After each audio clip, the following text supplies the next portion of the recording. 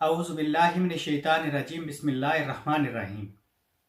पाकिस्तान में cyber security और online data protection और मोबाइल डेटा प्रोटेक्शन एक बहुत बड़ा इशू है।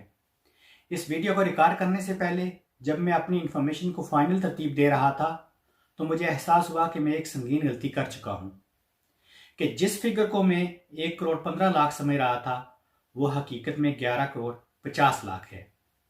मेरी एक कमज़ोरी है कि जब भी कोई रकम या कोई नंबर मिलियन में चला जाता है तो मेरे लिए हिसाब लगाना मुश्किल हो जाता है। अब आते हैं असल खबर की तरफ। ये खबर है 15 अप्रैल 2020 की।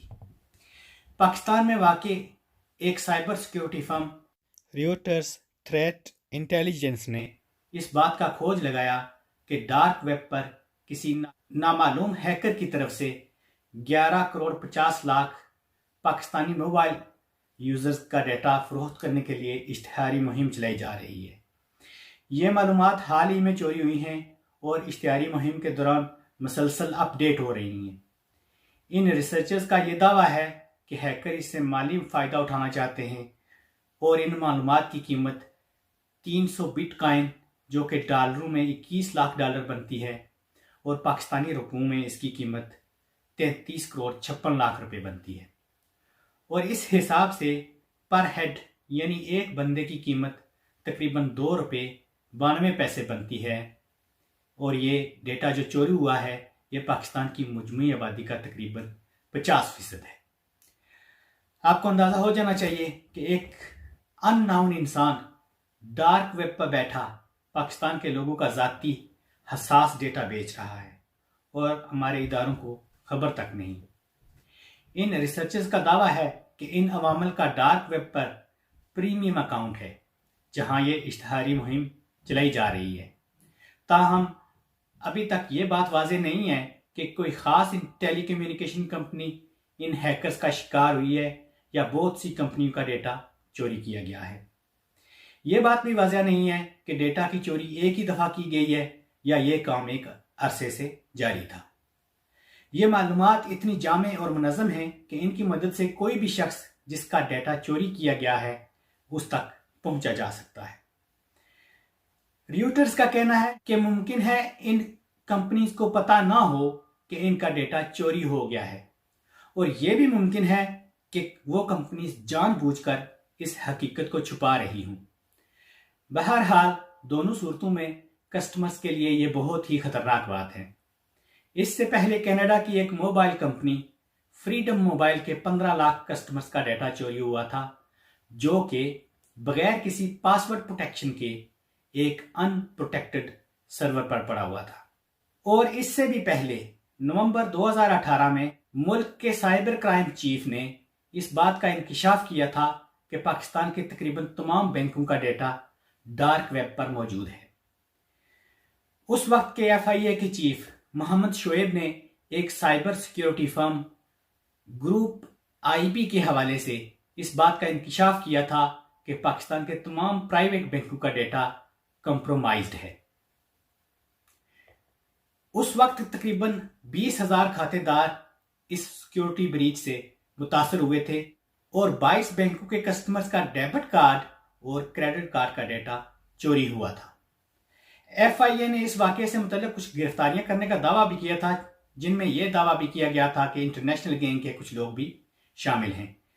इन गिरफ्तारियों के बाद इन लोगों के साथ क्या सलूक किया गया FIA ने इस बारे में कभी भी अपडेट नहीं किया।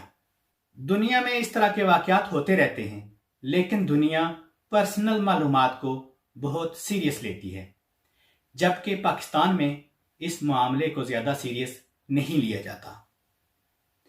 क्या पाकिस्तान टेलीकम्युनिकेशन अथॉरिटी ने इस मामले पर कोई सीरियस कदम उठाया है? अगर देखा जाए तो ये एक बहुत ही हसास मामला है। FIA के चेयरमैन जनाब वाजिद ज़िया साहब अच्छी शोहरत के हामिल हैं। क्या उन्होंने इस मामले पर कोई इकदाम लिया है?